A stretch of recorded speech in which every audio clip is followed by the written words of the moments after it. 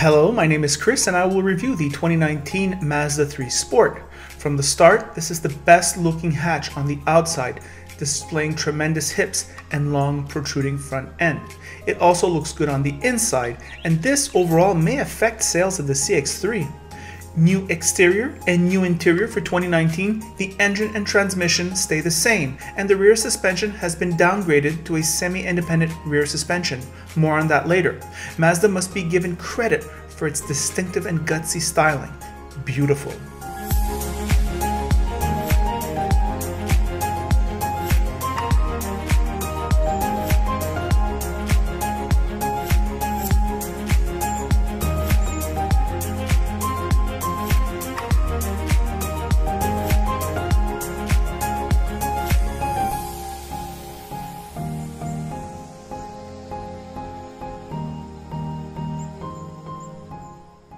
On the inside, a similar story.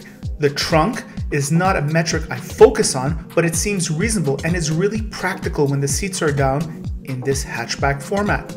Rear seat room is not enormous, but I could certainly sit here behind myself with no problem. Sitting in front, the craftsmanship is head and shoulders above the competition. The choice of materials, build quality, and tasteful design makes this car feel like a bargain on the inside. I was mesmerized by the haptic quality of Mazda 3 as it schools the competition with attention to detail. The seat comfort is okay, with excellent leather for the category. The infotainment display is easy enough to consult and sometimes difficult to use. There is an adjustment period. CarPlay and Auto are included. The dash includes a digital center, which is so classy to look at. Yet another interface that Mazda makes sure you see only quality. Mazda is clearly zeroing in on the younger buyer. The styling smacks of youthful enthusiasm, though even I find it beautiful and I'm in my 40s. The Bose sound system in this GT is improved and plays better than before, and the heads-up display reduces distractions. Mazda 3 is now available in all-wheel drive for those who live above the snow line. Useful. This Mazda really does blend comfort and enjoyable ride characteristics. Again, a high-level achievement. This interior does feel a bit cramped. Test drive before buying. All I can say is that if you test drive it and like it, buy it. Overall, Mazda makes their point that they are the attention to detail company. Very recommendable. The engine and transmission are average.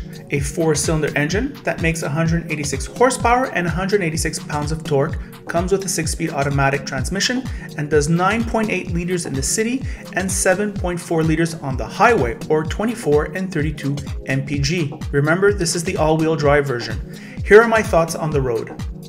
Hello car lovers driving the Mazda 3 Sport 2019. I just did the Mazda 3 sedan. However, less than 10% of my views come from subscribers. So therefore, I'm starting all over again. It's going to sound really repetitive to some of you, but hopefully not many of you. So here we go. What about the exterior styling of this vehicle? Best in class. I mean, this paint color, this pastel gray is so awesome, along with the black mags.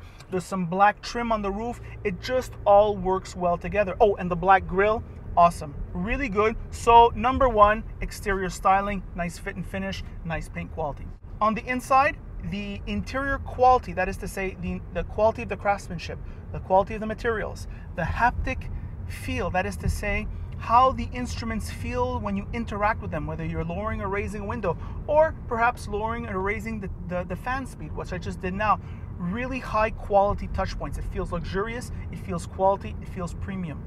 So on that level, you may look at Mazda and say, oh my God, that's a perfect car. Well, it's not quite perfect. If you are slightly larger than average, not a lot, not by a lot, just slightly larger than average, I feel kind of cramped in here.